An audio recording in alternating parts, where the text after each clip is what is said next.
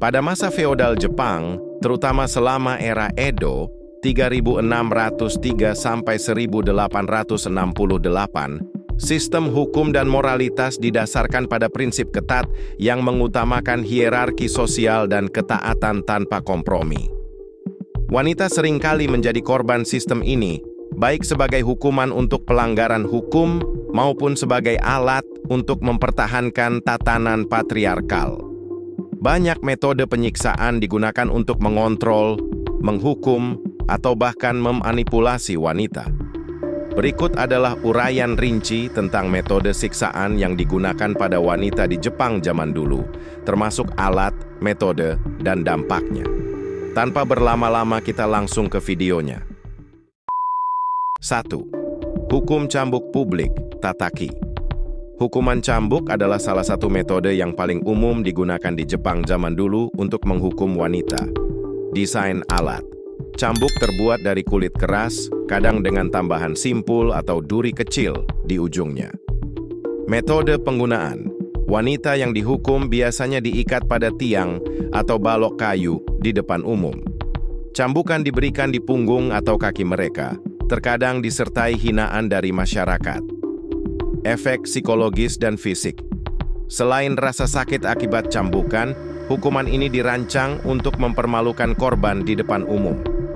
Luka permanen seringkali terjadi akibat cambukan keras. 2. Penenggelaman di air, mizudokoro. Penenggelaman digunakan untuk menghukum wanita yang dianggap melanggar norma sosial, terutama terkait perzinahan atau perilaku tidak pantas. Metode. Wanita diikat dengan tali di tangan dan kaki mereka, lalu diturunkan ke sungai atau sumur secara perlahan. Mereka dibiarkan terendam air hingga hampir mati lemas, lalu diangkat dan diturunkan kembali. Proses ini diulangi beberapa kali. Efek: rasa takut akan kematian akibat tenggelam menjadi trauma psikologis yang mendalam. Banyak korban yang mengalami pneumonia atau infeksi paru-paru setelah penyiksaan ini. 3. Pemotongan rambut, kamikiri. Dalam budaya Jepang zaman dulu, rambut wanita melambangkan kehormatan dan status mereka. Memotong rambut adalah bentuk hukuman yang dianggap sangat memalukan. Metode: rambut wanita dipotong habis di depan umum, biasanya dengan pisau tumpul untuk meningkatkan rasa sakit dan penghinaan. Setelah rambut dipotong, korban seringkali diusir dari komunitasnya. Efek: selain penghinaan publik, wanita yang kehilangan rambutnya sering dianggap tidak layak menikah, menghancurkan masa depan mereka. 4. Penyiksaan dengan peniti panas, kanzashi zeme. Peniti hiasan rambut, kanzashi, yang umumnya digunakan wanita Jepang, sering dimanfaatkan sebagai alat penyiksaan.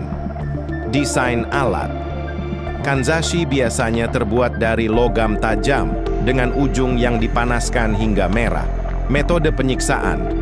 Kanzashi panas ditusukkan ke bagian tubuh seperti tangan, kaki, atau bahkan wajah korban. Dalam beberapa kasus, kanzashi juga digunakan untuk membakar kulit korban. Efek: penyiksaan ini menyebabkan luka bakar permanen dan rasa sakit luar biasa. Luka tersebut sering meninggalkan bekas yang sulit disembuhkan. 5. Penahanan dalam ruang gelap, kurayami zeme. Wanita yang dianggap bersalah sering kali ditahan dalam ruang gelap sebagai bentuk penyiksaan psikologis.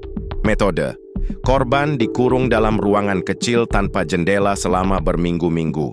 Mereka dibiarkan kelaparan, hanya diberi sedikit air untuk bertahan hidup. Efek psikologis: kurungan ini menyebabkan trauma mendalam, termasuk paranoia dan ketakutan terhadap kegelapan. Banyak korban yang kehilangan kewarasan akibat penyiksaan ini. 6. Siksaan tiang kayu, hashirazeme. Tiang kayu digunakan untuk menghukum wanita yang dianggap melanggar aturan rumah tangga atau komunitas. Metode: wanita diikat pada tiang kayu dengan posisi berdiri, kadang-kadang dengan tangan di atas kepala. Mereka dibiarkan dalam posisi ini selama berhari-hari tanpa makanan atau minuman. Efek. Penyiksaan ini menyebabkan kelelahan fisik, nyeri otot, dan dehidrasi. Dalam beberapa kasus, korban kehilangan kesadaran atau bahkan meninggal akibat penyiksaan ini. 7. Penghancuran jari, yubizeme. Penghancuran jari adalah metode penyiksaan yang sering digunakan pada wanita yang dituduh mencuri atau melanggar aturan moral. Metode: jari korban diletakkan di antara dua potongan kayu, lalu ditekan dengan keras hingga tulangnya patah. Dalam beberapa kasus, jari korban dipotong menggunakan alat tajam. Efek: selain rasa sakit yang luar biasa, metode ini sering menyebabkan korban kehilangan fungsi tangan mereka. Penghancuran jari juga dianggap sebagai bentuk penghinaan yang melumpuhkan korban secara sosial. 8. Hukuman kelaparan, katsuji zeme.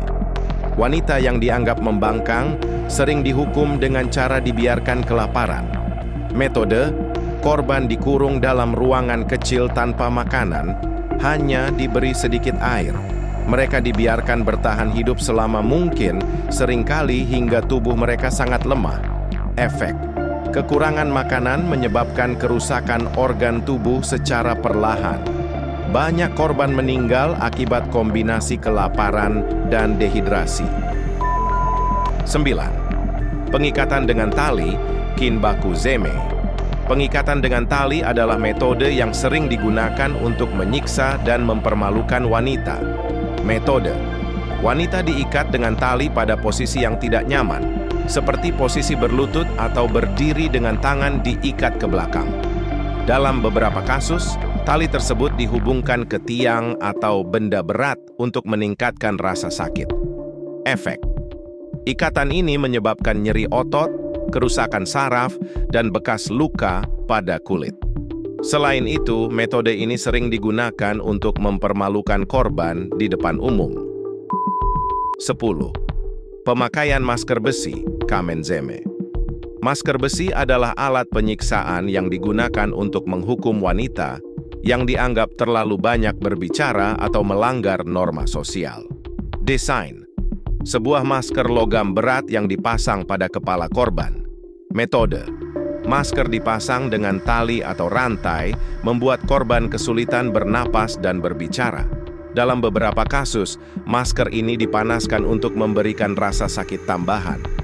Efek: pemakaian masker menyebabkan luka pada wajah, kesulitan bernapas, dan trauma psikologis.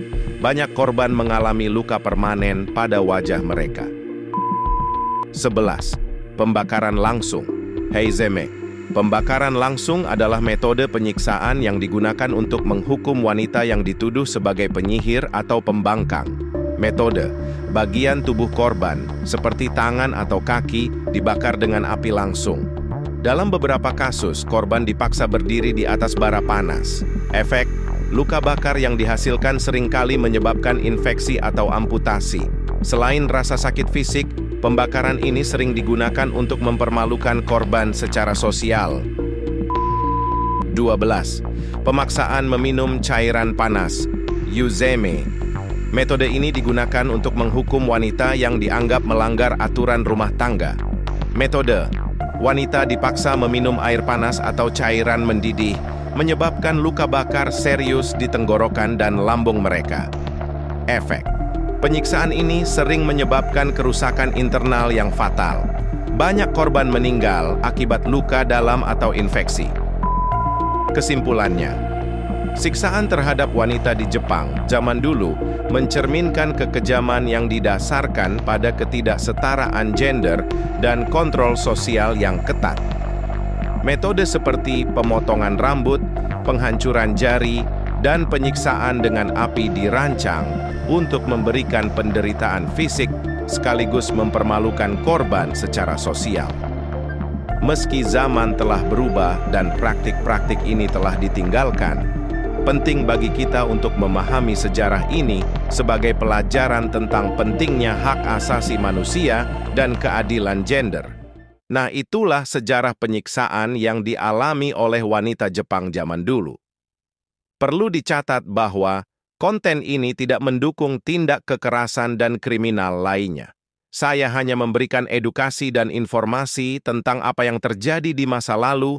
Jangan lupa beri dukungan kalian dengan like, share, dan subscribe channel ini. Jangan lupa tinggalkan komentar di bawah sejarah apalagi yang ingin kalian ketahui. Terima kasih telah menonton, sampai jumpa di video selanjutnya.